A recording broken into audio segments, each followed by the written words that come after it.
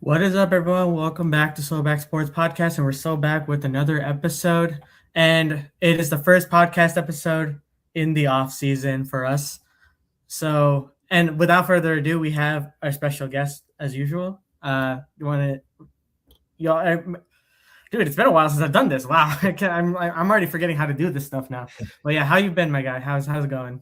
I've been good, man. It's been a pain without Chicago Bears football. Definitely miss watching Bears football, but yeah, it's been a good last month away from the Bears. Just been busy at work and trying to keep myself busy. But yeah, glad to be on. Thanks for having me on again.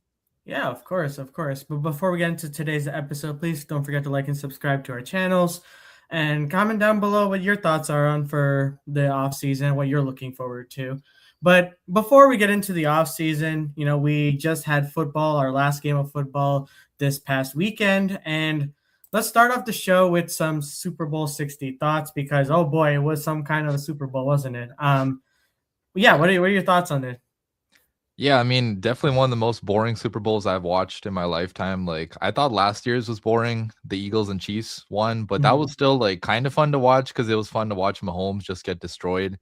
There's a lot of touchdowns, but yeah, this game between the Seahawks and Patriots, like it wasn't close from the very beginning. Like even when the Seahawks were only winning by 6 or 9 points, you still had a feeling the Seahawks were gonna win because the Patriots just simply could not do anything. Like they couldn't move the ball at all. Drake Mayo's getting destroyed the entire night. And there honestly wasn't much entertainment value. Like it was fun to watch Sam Darnold, win a Super Bowl, and it was fun to watch Kenneth Walker go off and win the MVP. And there's a couple other fun moments for sure, but yeah, it's definitely like bottom three Super Bowl, I would say, in my lifetime, which is funny because like one of the other bottom three ones also involved the Patriots back in, I think that was 2018 or Yeah. 2019. We had the Rams and Patriots matchup, which is also a snooze fest. So, yeah, if you weren't a Patriots or a Seahawks fan, you probably didn't have a whole lot of fun watching. But football is football, and it's still fun to watch one last game. And definitely sucks that it's over now. Yeah, because I just thought about this, and with how crazy the playoffs were, and with how crazy the season has been, you would expect that the final game would be as good, but it turns out it just ended in a whimper. And it was like if you enjoy defenses, which I would assume not a lot of football fans enjoy really good defenses as much as we would like to say we do. But it was that kind of a game, and I just think that I thought it was going to be close because both Drake May and the Seahawks offense with Sam Darnold, like they've been putting up points. More of the Seahawks have been putting up points than the Patriots, but I think the main idea or main like criticism from this game is about what Drake May did on the field. And like throughout the season it's been talk of like a potential MVP candidate, and he was what, 2 votes away from potentially winning it. Yeah. And I think that dude, what was this guy's name? That was like uh I forget his name, but the dude that voted for Justin Herbert, Oh, Sam uh Monson, I think. Monson, right, Yeah. right. Yeah, dude, you knew what was up because good lord, like He if was he had, getting because threats and everything. Like, yeah, like it was crazy because as soon as Matthew Stafford won, which wholeheartedly he should have won, like no question about that. Like I've been harping on the fact that he should have won, he should be winning even after that Atlanta game and whatnot. It's just after that, and like the Patriots like admin was like, "Oh, we're focused on the real hardware," and I was like, "Oh my god, they're just setting themselves up to get blitzed on the internet, bro." It was fun in that sense. It was just like a pure hate watch for me in a sense because no one wants to see the Patriots win this quickly right now. Like, course. yeah, Especially with the Drake fact that they May, made because like people were saying we should have drafted Drake May, so like to see him win a Super Bowl, that would have definitely like sucked. Like we would not have won that argument for a long time until Caleb won his Super Bowl. So at least with Drake May having a really bad game, like worse in NFL history too. Like if you guys saw the stats, Mhm. like he was only above, or yeah, he was like worse than Rex Grossman and 2015 Peyton Manning, which is like super hard to do. So the Drake May Yeah, disaster class, like that definitely was entertaining to watch as a Bears fan too. Yeah, I remember at one point I was with my buddies watching the game in Chicago, and the Drake May interception. I'd like to take some credit for that because I was literally in front of the TV, just like, just, hey, throw an interception, and it's he threw an interception. Like, it was just, I want to get credit for that, but from Seahawks fans, so I deserve like at least a 1/18th of a Super Bowl for that. But and anyways, I digress. But yeah, overall, I think that it was it was a Super Bowl of our time, and I just think that it's really cool to see Sam Darnold win a Super Bowl after all the stuff that he's gone through and whatnot.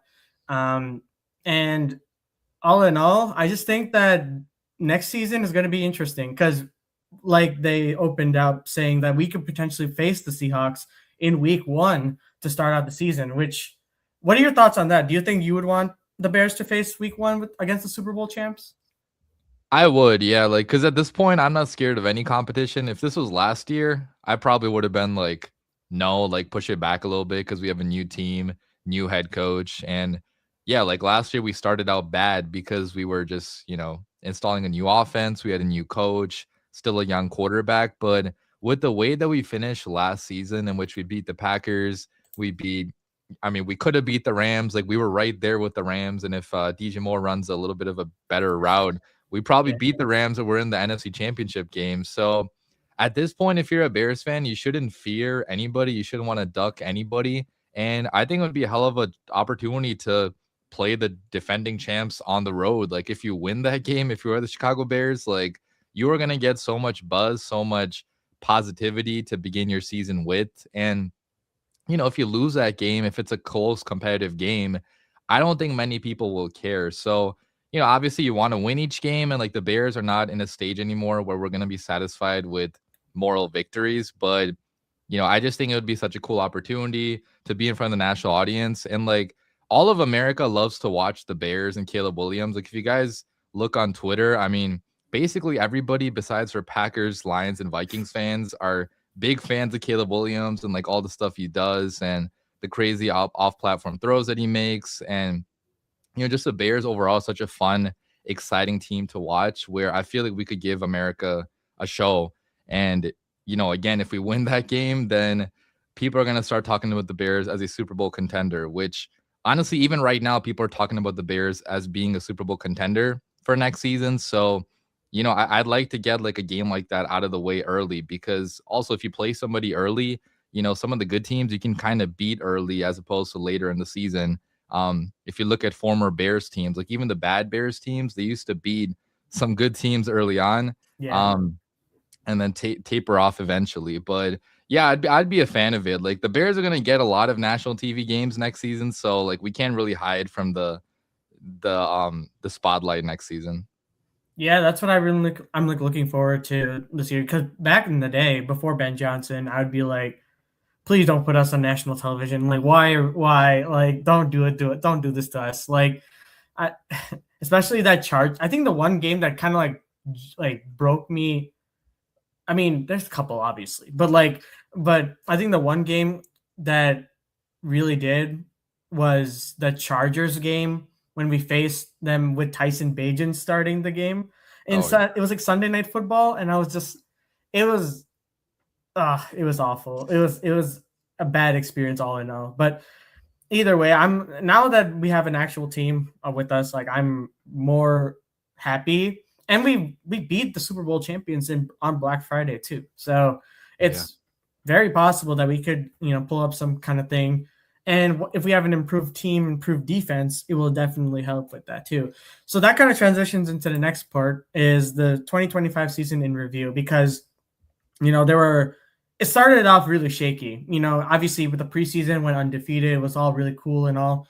But then we kind of start a lot of the old Bears in the Eberflus era, where it was like we blew a lead to the Vikings, and then we got absolutely destroyed by the Lions.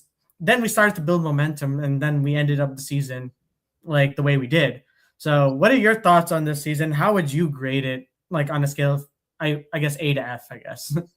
Yeah, I would do Honestly, I do a A+ because you got to compare it to your expectations before the season. And like before the season, I specifically was saying like a 10-win season, maybe like 11 wins if we're super lucky, and maybe sneak into the playoffs. But I was expecting to be like a first round exit type of team. I definitely did not think we would win the NFC North and beat the Packers twice in one season, especially in the playoffs. Like, I think the fact that we got that playoff win, especially against the Packers, like that makes it a true A+ season because the Bears' last playoff win was 15 years ago when a lot of us were just like little kids. We don't even really remember that because we were just like 10, 11, whatever years old. So I think the Bears really gave Bears fans everything they wanted out of the season. For sure, like you would hope for a Super Bowl every single season, but that's just not realistic. Like you're not going to always have a Super Bowl level season. So with where the Bears were at the beginning of the season to where they ended that season, and if you look at Caleb Williams' development, like he became a much better quarterback. Caleb had so many superstar moments, in the playoffs, and also late in that season, he developed his like Iceman celebration. Like he has his own signature celebration now, which like I can't remember the last Bears quarterback that is signature celebration like that. So it was just fantastic, man. Like it was a season that I feel like us Bears fans are going to remember for the rest of our lives, even though it didn't end in a Super Bowl. We're probably never going to have a season like this one in which we had like 7, 8 last second victories, come from behind victories. Uh, uh, Packers choked twice against us. Like, That was sure, beautiful. we're gonna have better teams in the future, but like Bears are not gonna win games in the manner in which they won games this season, which it was just a really fun season top to bottom. So I would say A+, but what about you? What do you think for the grade? I want to give it an A+. I just think that I probably would give it an. I don't. I really do would like my heart of hearts. I want to give it A+, but it just I think the defense is what really, and the fact that it led to so many close games was kind of the reason why. But so I'm going to give it an A- if that's fair, because I think that yes, this is definitely one of the best seasons we've had, like top to bottom when it comes to not only making the the dance, but also like winning the NFC North. Like you are 100% correct. That's why like I don't disagree with the A+ in that sense. But I'm just trying to be in a sense like okay, there were some clear flaws to our team, but I do understand the fact that we definitely did exceed expectations, which is why I'm still in the A range when it comes to that. It's just that I think the main thing we need to focus on is improving our defense, improving on getting to the quarterback, and I think overall, this is definitely by far one of the more enjoyable seasons we had. Every loss felt like it didn't feel like numbing at one point. It was like really brutal because we've won so much this season. Because back then it was like we were 5-12. Every loss felt like a normal loss. It's like, oh, what new way did we invent to lose today? Or oh, this team is just absolutely not anywhere near sell the team. Like that's like a conversation we had every single week at that point. But this year it was like, okay, we lost. It sucks, but we know we were in it the whole time. We were. It just sucked that the way we lost it. The only blowout loss we had was against the Lions. And Yeah, every other game that we lost, if I remember, it was the Vikings we lost. We lost the Packers in a close game. Um, Ravens. Ravens, we lost technically in a close game, even Yeah, though, yeah, but it wasn't as close. Then we lost to the 49ers in a close yeah. game. The Lions, the last season week, we should have technically won it, but for some reason we just didn't go for it on fourth down. Um, but those kind of things are like, okay, we were just in it. It just happened. We're one play away from essentially going 16-1 if you think about it. That's the crazy part to me.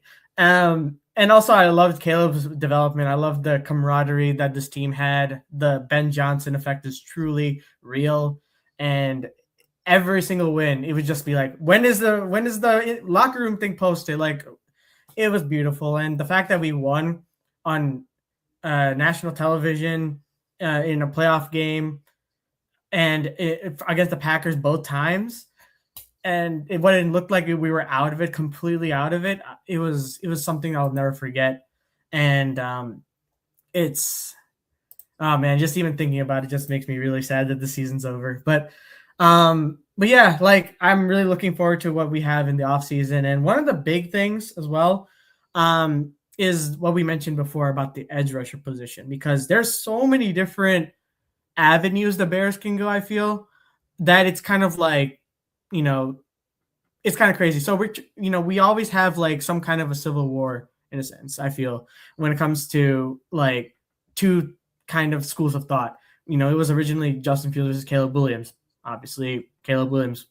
And then this past year it was who do we take with the 10th overall pick, and now this year I feel like it's Max Crosby, going for Max Crosby and giving up 2 first-round picks and a player, or Trey Hendrickson, which is the more like cap-friendly deal, and get yourself an edge rusher from the draft to develop.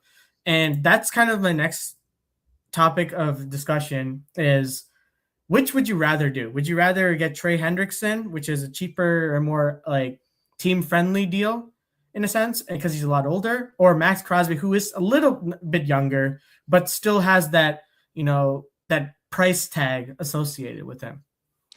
Yeah, I mean, I'm a big fan of Max Crosby. So, like, I feel like as a player, like Max Crosby is definitely better. Like Trey Hendrickson is super good as well. Like he's been good, but he's also suffered some injuries the last couple of years. And with the age, I kind of question if he's gonna hit like a regression at some point in time. Especially with the injuries too. And like last year when he did play for the Bengals, he was like the only bright spot on the defense, but his stats still weren't anything crazy. Where I feel like Max Crosby is a true game record type of player. Like you guys remember the game we played against the Raiders, like Max Crosby almost single-handedly won the Raiders that game. Like he was in the backfield almost every other play. He was batting passes down. He, I believe, intercepted Caleb in that game too. Like he had the bad pass and intercepted that ball. So I think Max Crosby is like a culture changer type of guy that could like bring that energy, bring that juice to the entire defense, where if it's not anything crazy, like, obviously right now the Raiders are asking for 2 first-round picks, they're asking for a player as well. But, if Max Crosby truly does want out, they're not going to get that for him, right? Because he's getting older. He's not the same age as Micah Parsons was, and he's also not as good as Micah Parsons was. So, I feel like you could probably have Max Crosby for, let's say, pick number 25 and DJ Moore.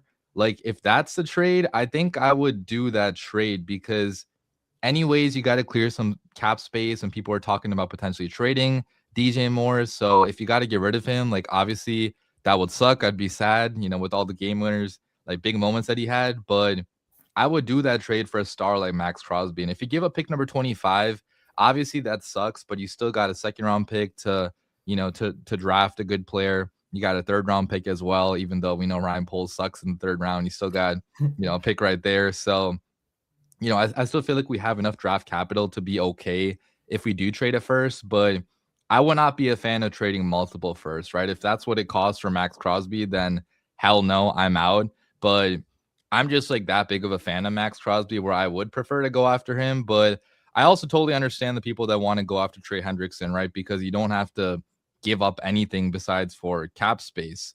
And that's another question. Like, how are you going to make his contract fit? Because then you probably have to trade DJ Moore or like trade somebody or cut somebody. But you could find a way to make it work. And Hendrickson, like, he's also a fantastic option. Like, honestly, Bears fans shouldn't be mad if we get either of these guys because they will be big additions and big upgrades over what we had initially. But you also got to see like how realistic both these options are. And there's a world in which Trey Hendrickson gets franchise tagged again. There's a world in which Max Crosby stays with the Raiders, in which case, like, what is even our best option? Like Khalil Mack on a 1-year deal or whoever else is out there. I'd still be a fan of Khalil Mack. Like, even though he's 35 years old, he's still good, like almost every single year. But yeah, like, what do you think? What's your option? Yeah, I'm kind of like in the neutral. It's like I understand both sides, like you said as well, and I think Max Crosby on this Bears team would be absolutely insane. But the price tag is what's really making me super hesitant on it, because if it were anything outside of 2 first round picks, because you got to keep in mind, like you mentioned, like Michael Parsons, and that's the thing I hate about oh my god, Jerry Jones. Like Michael Parsons Idiot. went for 2 first round picks. Like instead of like the insane like well, he should have technically gone for 3. Like from being really honest with his age, with his production and all that stuff, Jerry Jones got absolutely fleeced in that sense.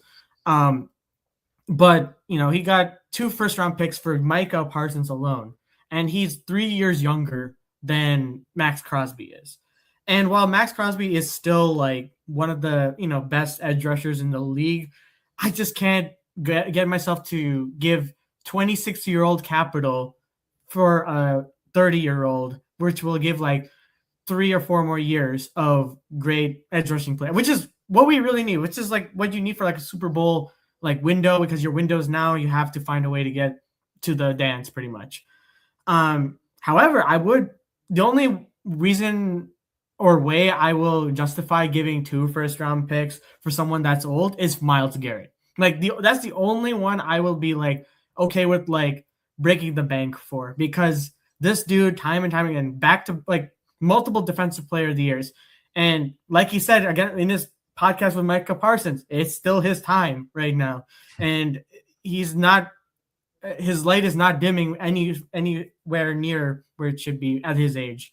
So that's the only one I would probably consider. That's why I'm a little bit hesitant on Max. For Trey Hendrickson, I like the idea of that because I don't truly believe like his injury history is like, yes, I 100% like his injury history is like a thing. I'm not saying it's not.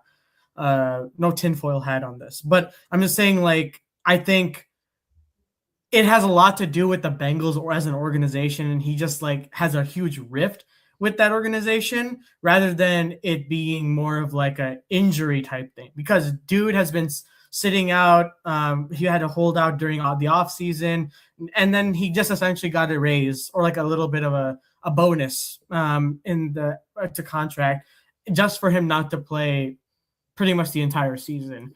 So that's the thing, and I think that's he'll be more motivated to go to a team like the Bears who have a really good team to build around, and essentially a defense that he would fit really well with the Dennis Allen scheme as well. I mean, obviously Max and Dennis Allen both know each other, but it just I think with a new system and a new team, he'll like give that production, and all 100% of him will be on the field. That's and then you on top of that can go in the draft and get like someone with the 25th overall pick. Who that is, I'm still researching. I don't even Yeah, me know at too. this point. It's like I haven't looked at any draft prospects at all this year because the Bears were so good. Like there was no need to do mock drafts or anything. right, and it's weird because usually we're in like, oh, we're a top 10 pick. What are we gonna, this like a clear cut candidate, and we were like, we know from the top of our head. Now it's kind of like we're in the middle of the pack of like winning teams, and that's I feel like I'm like, that's what the Kansas City Chiefs feel every single year, huh? Like they just don't know what they're doing, like who they're taking. And I guess after a while it just catches up to you. But yeah, I mean, if I had to pick between the two, I think that's still tough. I would probably say Trey Hendrickson, just because I like the idea of, maximizing, the cap, and looking towards the Super Bowl while also thinking about our future and kind of longevity aspect of things, rather than like a 4-year stint and then things kind of fall, the wheels start to fall apart. So I'm not sure. Did you say which one you would prefer, or were you just teetering? I was kind of like the same as you. Like I'm kind of going back and forth, but if I had to choose, I'd probably do Max Crosby because like I just like him a lot more as a player. But Yeah, like depends on the cost, right? Like until we know the cost, we can't really say for sure. But Trey Hendrickson is basically free. Like I mean, not yeah. free. You still got to pay him money, but like, you don't got to give up draft capital at least, which is a big help to building your team. And that's something Ryan Pace always did, trade away draft capital. So like it'd be good to not have to do that. And ideally, I mean, the best case scenario is we draft a superstar at number 25 and we don't have to worry about any of this. But realistically, there's not really like superstar edge rushers usually that late in the draft. So yeah, we'll see what Ryan Poles ends up doing there. Speaking of Ryan Pace, and then like Did you hear the thing about like how they're looking at you can trade 5 years worth of first round picks and stuff like that? Yeah, that's Dude, crazy. if Ryan Pace had that opportunity, We bro, dude, we would not have a draft pick until like yeah, this year because Ryan Pace left in 2021, right? So right. he would have traded away one, two, three, four, five. Dude, I was having this discussion with my fantasy team. I sent that, and they were like, "Should we do that?" And I'm like, "No, don't even give that option to us. No, no, no, I don't want that. Like, I'm already don't have two of my first round picks anyway. Oh my god, just even thinking about that hurts my soul. But yeah, like I'm really interested to see how the Bears, because this is definitely a different offseason for Ryan Poles because he's worked with a lot of like top picks now, and now he is like kind of in the middle of the pack. So it's gonna be interesting to see what he does with that. I'm trying to think, what was like? Oh yeah, the other piece of news was, oh man, the stadium. Iowa. uh, Well, I woke up this morning and I was like, "Am I getting sentel? Like, what's going on here? Like, this can't be actually real. Like, are we? I don't know. Like, what was your initial thoughts when you saw the Indiana moves and like the information about Arlington Heights and I guess Iowa right now? Well, initially I thought it was fake, just like you, like especially the Iowa news. I was like, there's no way the Bears would even entertain going to Iowa, but this is just like a bunch of cities and towns and states kind of like negotiating and posturing to get the Bears. Like I don't think they actually have any chance. Like maybe Indiana has somewhat of a chance because at least that's somewhat close to Chicago. Like Gary is only what like 20, 25 minutes, 30 minutes maximum. So technically that could work, but Iowa is like super far away. There's no chance in hell they're gonna move to Iowa. I think that's just two BS by hours the away to get to a Bears game, bro. I they're don't, gonna I have don't to know. rename themselves the Iowa Bears because they would have no connection to Chicago anymore at that Right. point. So yeah, Iowa, I'm giving a 0% chance. Like that's not gonna happen at all. Indiana, maybe like a 5% chance, just because you never know. Like the Illinois government, sometimes it can be hard to deal with, but I still think there's a 95% chance we're going to Arlington Heights. Like they already bought that property, and that's a big difference, right? Like they don't have property anywhere else besides for Arlington Heights. So unless they're planning on selling that property, like there's no way they're not going to build in Arlington Heights. And right now it's just a bunch of like political stuff where they're just trying to go back and forth and like negotiate on taxes and like, you know, grants and like stuff like that, which like I'm not even super knowledgeable about like what they're fighting about. But me personally, like being from the Chicago suburbs, obviously I'm gonna prefer Arlington Heights over any of these Mhm. other options. And part of me still wants the Bears to stay in the city because it's fun to go to the city and like have the skyline in the background, have the energy of Chicago in the back. But at least if you keep it in Arlington Heights, like it'll be pretty easy for people in the suburbs to get there, people from Chicago to take the train to Arlington Heights. It's only like what 40 minutes or something like that. So Yeah. yeah, I mean, I don't know. Like I'm not sure when this is going to be resolved cuz like it was supposed to be shovel in the ground last year. That didn't happen. They're still fighting about it. So I really don't know like what else to comment about this. Like I'm just hoping they decide on an actual place sometime soon. Yeah. I mean, I'm kind of with you. It's like I think I give like a 5% chance for Indiana, even though because based on what I've read, it's like because Gary, Indiana, Northwest Indiana is like technically within like the Chicagoland area, or part of the Chicagoland area or that territory, because it kind of weirdly like dips into Indiana for some odd reason. But like my preference was always to move to Arlington Heights, just for as a person from the suburbs. Like I would prefer that. Oh, because I always pass that place. Like that would be pretty sick to just go there. Like Yeah. easiest drive ever. Even though taking a train isn't that bad either. But it just I would also not mind being in Chicago, but that's just not going to happen with the type of infrastructure you want to build. If you want to build a whole town worth, or like a whole like Lambeau does, like with Titletown, and like how they have like a whole thing, or like Wrigleyville, where it's like you have shops, you have hotels, you have like bars, restaurants, etc. Like you have a whole system around the stadium. It's not just a stadium.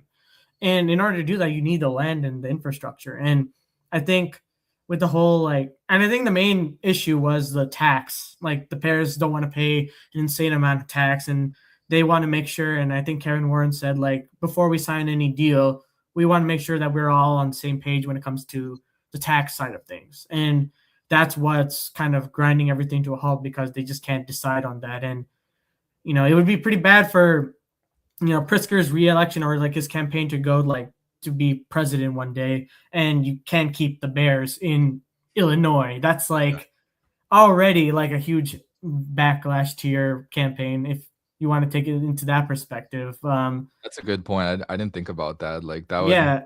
yeah, that's true. So like I'm like you better keep it in Chicago, like in Illinois at least. Like if you like even Dallas Cowboys aren't even in Dallas. They're in Arlington, Texas. So like at least they were able to keep it in the same state. So like and Iowa, like that's like a whole St. Louis Rams thing where it's like you have to change your whole first part of the team name in order to even like have any kind of like if for it to even make sense at all. So yeah, it's just interesting, and I'm just like kind of tired of like the news back and forth. It's just like, can we just stop this already? Because it's like if we don't, with the amount of clownery that will happen from us, like to not even have our own team in our state, it's going to be absolutely insane. So I think it's about to be over soon though, right? Because like I saw a report a couple days ago that like Illinois was coming close to terms on an agreement. But I think it was from forgot what the news source was, but like I'm pretty Fox sure in the 32 or something I like think that? Fox 32, yeah, like they were getting closer on an agreement, but still not fully done. And then like today the Iowa stuff comes out, so And I'm I like, don't well, even know, man. why? I feel like at this team, random towns and states are just trying to throw their name in for attention. Like, I don't know. Like, what's next? Like, Wisconsin's gonna try to get the Bears. I mean, Dude, that would be. Oh no, that's actually no. Don't say that, dude. That dude, they'll never let us hear end of it. I'm surprised they haven't put their name in. Like, Man, Wisconsin's just closer to us than Iowa is. Like, they would make more sense than Iowa, honestly. right. That would be But such a troll thing to do if they like oh if the god, pack yeah. they would have it over us every time. It wouldn't be even worse than like Aaron Rodgers saying we own you or something like that. It's like, Yeah. oh, that'd be rough. But and again, Arlington Heights would be so awesome. It would be like a whole different like kind of stadium. We'll have an actual modern stadium to look forward to and bigger space. I forgot if it's like a retractable dome or they just don't want a dome in general. I forgot which one it was. It's gonna be retractable, I'm pretty sure. Like, that was Okay. one of the things Kevin Warren was like, we need that, basically. So Yeah. I would love or that. actually, I don't think it's gonna be retractable at all. Like, I think they said they wanted to be like a full roof on top. Like, you can't Oh, open it whatsoever. Because well, the only reason why is because it costs $1 billion more to build a retractable roof compared to like a regular roof. So they're kind of being cheap with that. But I don't of know. Like, course. that's the McCaskey family for you. Oh man, of course you can't take the cheapness out of McCaskey, I guess. Slow, but yeah. All right, let's move on to the next thing, and that's the offseason needs. We kind of touched upon that with the Trey Hendrickson and Max Crosby debate, but what are your main kind of thoughts and kind of pieces for the Chicago Bears that they need to really focus on to be that contender that we really want to be next season? Yeah, it's gonna be tough because we don't have a lot of money. Like, I think right now the Bears have negative salary cap space actually, so we're gonna have to kind of maneuver and like extend some players, trade some players, potentially cut some guys. So it's gonna be a little bit tricky compared to years prior. Like you mentioned, like usually Ryan Poles has high draft picks and a lot of cap space to work with, but this year you're gonna have to be a little bit more selective. But the Bears also don't have a ton of needs compared to prior years. Like, the vast majority of the needs are going to be on the defense, right? Like, edge rusher, I would say, is one of the bigger needs because aside from Montez Sweat, you don't really have anybody like Dio Odengbo. I don't think anybody's expecting anything out of him next season, especially because he tore his Achilles, right? Like, that was his injury last Yeah, year.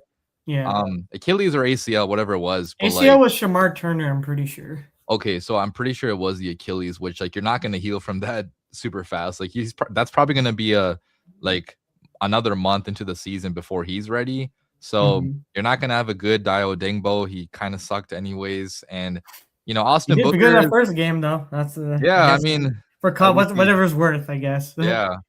But yeah, Austin Booker is a young guy that's had some flashes, but I also don't think he's like a true star. Obviously, like unless he develops more, which is entirely possible. I'm not going to count that out, but like Austin Booker, you can't rely on him to be the full-time starter either. So you definitely need to draft a guy there, like sign somebody like a Trey Hendrickson or Khalil Mack potentially, or trade for Max Crosby. Like you got to do something there.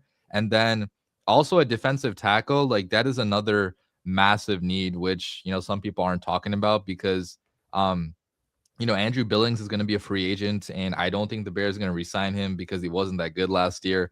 Unfortunately, it hurts my heart to say it because one of the fan favorites, but like he kind of Yeah. fell off second half of the season. Um, Mhm.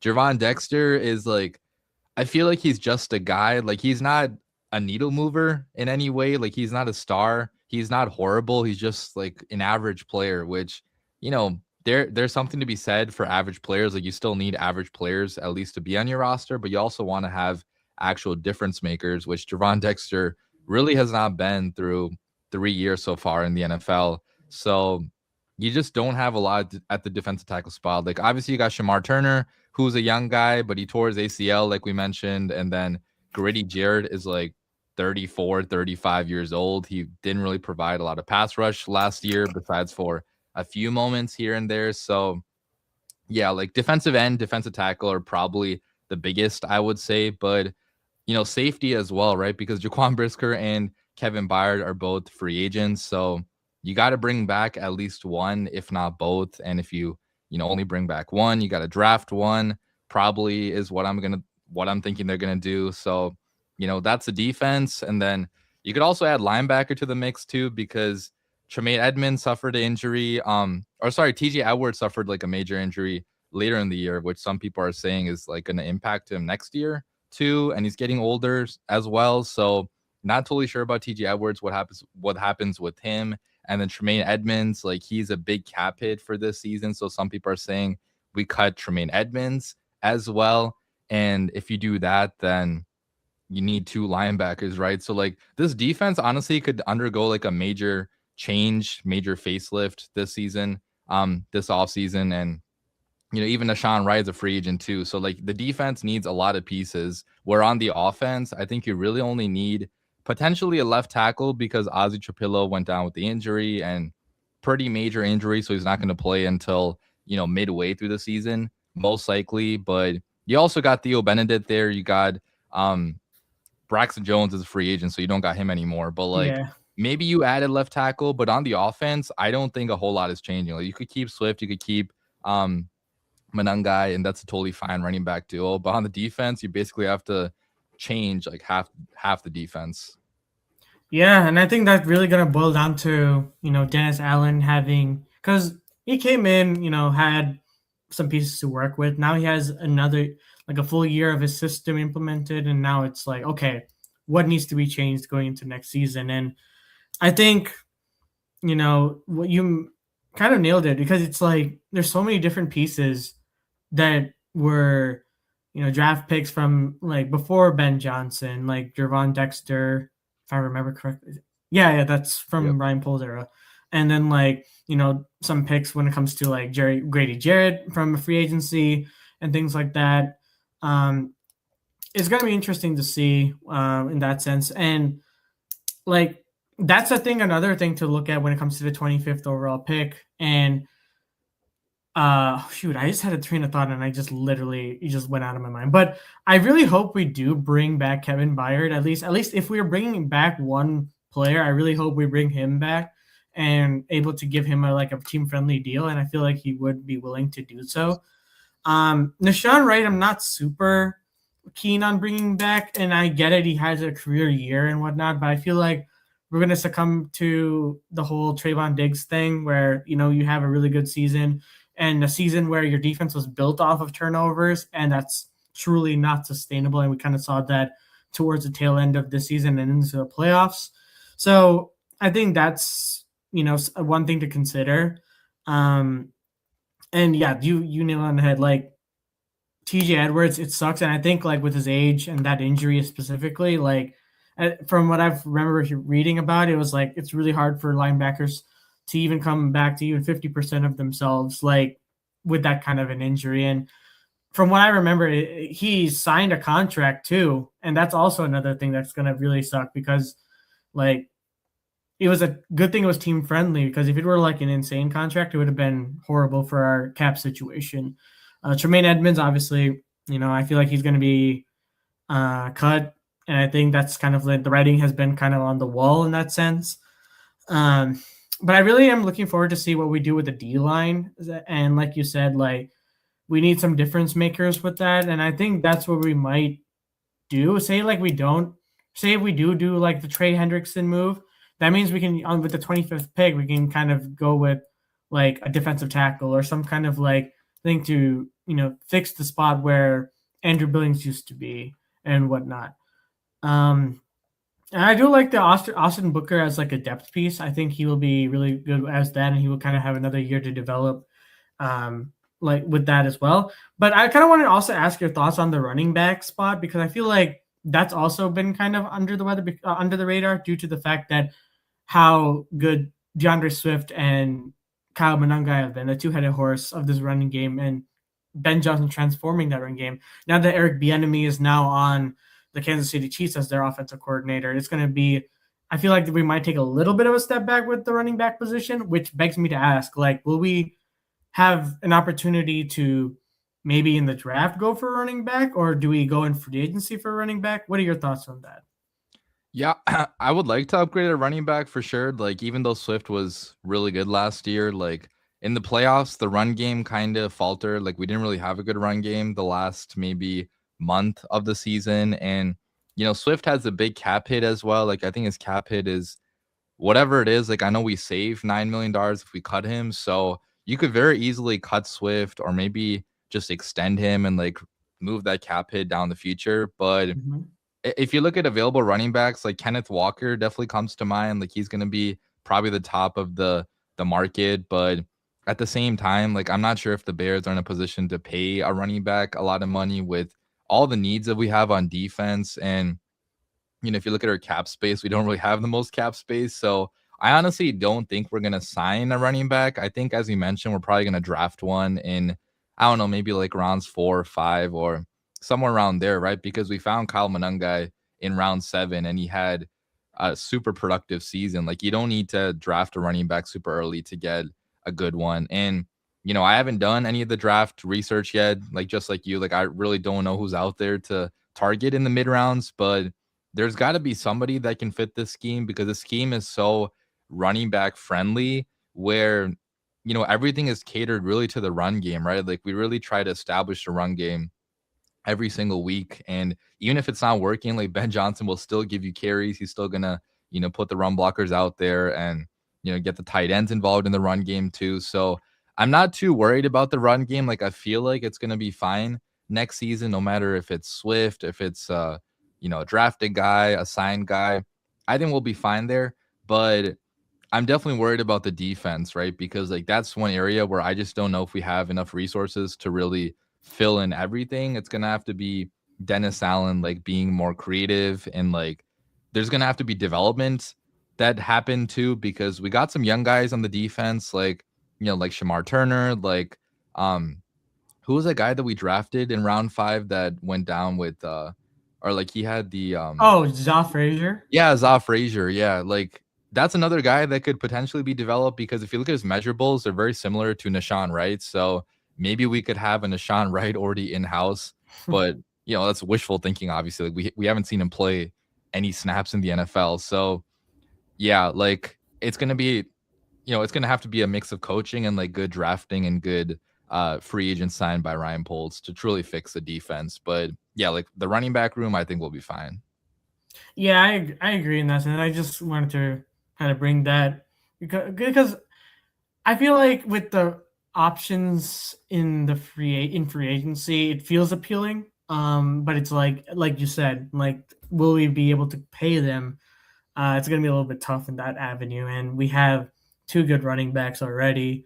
that were productive in that. It's just that, Swift, you would love a little bit more out of him when it comes to like, being able to still scan the field for openings and the gaps and whatnot. But, that's something that, with another year with Kyle Monunga, it's like we'll get more development out of him. And I really hope, who's that running back? Studsville is able to help with that because he did help develop HN, worked with Ben Johnson in the past. So I really like how Ben Johnson this year, with all his like Declan Doyle leaving to the Ravens, my Ravens friend is really happy about him being the offensive coordinator. And who else? Eric Bieniemy, like I said, going to the Kansas City Chiefs, which really good move compared to Matt Nagy because he's now on the Giants because that's a whole different discussion too. Like, wait, I don't know if you saw. Do you see the Giants like top to bottom coaching staff? Yeah, it's horrible. Like it has all the failed offensive coordinators on it. Dude, it's like a fever dream. I'm like, Greg it's Roman. like, yeah, it's like Brian Callahan. Yeah, it's like the worst the worst people you could possibly, because this is a huge tangent. I completely, it's just like I just want to talk about it because how insane just even thinking about it. Because I saw that for like a solid 5 minutes. I'm like, this can't be a real, right? Like, because I don't know what the thought process was behind it. Because you have John Harbaugh, you have Matt Nagy, you have Brian Callahan, Greg Roman. You might as well throw Adam Gase in there if you wanted, if you might as well throw him in there at the point. But I was just like, Giants fans must be like in shambles, right? Because when you thought of bringing in Harbaugh to the Giants, and this is the team, the supporting cast he puts out, man, Ravens fans must. Like both the Ravens and the Titans, I feel like have better coaching staffs than the Giants. Oh yeah, and both of them, like the Titans, like they hired like the Giants' old head coach, and the Ravens hired like John Harbaugh's old defensive coordinator. Or sorry, that was Jim Harbaugh, like with the Chargers, but like from the Harbaugh family. Oh right? Yeah. Yeah, but like, yeah, I don't know. Like, I would be really sad if I was a Giants fan because they had all this money to spend on the coaches, but they honestly, like, I think I like the Giants coaching staff the least out of all the hires. Because even if you look at the Cardinals staff, like Matt LaFleur, at least there's a ceiling there where if he's a good play caller, like he could be a good coach for a long time. But I just don't see that ceiling with John Harbaugh. Like, I think it's going to be like an 89 season at the maximum, and they're probably going to fire him after 2 or 3 years again. So yeah, it sucks for Giants fans. I didn't quite understand. Like, my thing is, you had a history last season of blowing leads in games in catastrophic fashion, and your first instinct was to get the coach that is notoriously known for blowing leads in crucial situations. So not only that, but Matt Nagy too, who's also known for blowing leads. Oh like, no, dude! And it's what like a pairing. It's just like I don't get it. Like it really just feels like, yeah. Either I'm just glad we have a competent staff and we're not the Giants or the Jets, because New Jersey and whole, they're just going through it right now. It's bad. But yeah, speaking of coaching staffs, because that is a perfect segue to the next thing, and this Ben Johnson and the coaching staff and his picks and the overall review of last season and in his picks going into this season. So I'll open the floor to you. What are your thoughts on that? Yeah, last season, like definitely an A+ staff. Like I couldn't really complain about anything, right? Like we got good production out of really every positional coach and every assistant coach. Like the fact that he got Declan Doyle hired to be an offensive coordinator with the Baltimore Ravens out of all teams to work with Lamar Jackson, like that truly means that Declan Doyle was like super smart and super qualified. So, I think Ben Johnson finding him was a big help last year. And it also shows you that like he's going to hire like qualified people to be in these roles, right? Like he's not going to just hire his buddies. He's not just going to hire people that he's worked with in the past. Like he's gonna hire guys that are actually like qualified for the role. So, love the Declan Doyle hire. Obviously, if you look at the receivers coach, like bundle of energy, like Antoine Randall, like super fun guy. I will say the receivers, like with drops, kind of struggled. So that's one area where he's definitely gonna have to coach them up, especially Roma Dunze, who suffered like a shit ton of drops last year, and even in the playoffs, like he dropped some balls. So could one definitely touchdown, improve. dude. Oh my god. Yeah, like we could have won that game if he caught that touchdown. But anyways, like Eric Bieniemy, like you mentioned, like fantastic running backs coach. Trying to remember all the guys, but like offensive line coach, like turned out to be a fantastic hire because their offensive line was probably like top 3 in football. And even on defense, like all the hires that we made, Al Harris. Yeah, Al Harris. I was trying to remember his name. Yeah. Like Al Harris was a fantastic hire. Like other teams interviewed him to be a defensive coordinator, and we led the league in turnovers. And I love Dennis Allen as well. Like even though he had some struggles, like Dennis Allen is still a fantastic defensive mind. So last year's staff definitely like an A-graded staff. And then if you compare that to this year, not the biggest fan of Press Taylor being named OC because being a play caller, he definitely sucked. Like he was horrible with the Jaguars, but at the same time, like that was also Doug Peterson's offense, which Ben Johnson's offense is very different. Like they're using a different amounts of plays, different personnel groupings. Like it's very different than what Doug Peterson had there in Jacksonville. So I think learning from Ben Johnson, learning from Declan Doyle as well, you could say it made sense to promote in-house because you also want to reward your own guys for working hard, right? Like if you brought a guy in from outside, maybe it'd be disrespectful to Press Taylor for like the growth that he's shown himself. So cough. Yeah. Cleveland Browns. Yeah, right. Like, yeah. I mean, that situation, like, I don't know, like I'm okay with it, but I'm also not a big fan, like as I was with Declan Doyle. And then I forgot, did we already fill in the passing game coordinator role? Or was why can't I remember his name? But was it? I don't know. Actually, now I think about it, I don't think. Yeah, I feel like we didn't do that because I can't even remember who. I thought we filled in everyone. So passing game coordinator.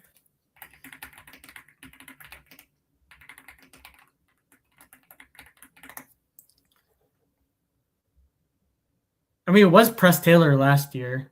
Yeah. But I don't know. Didn't we get somebody from like Boston College? Oh, Manning. Not Manning. Henning. Al Henning? No. Lawning. Or it's like Al Lawning or something like that from Boston College. Yeah.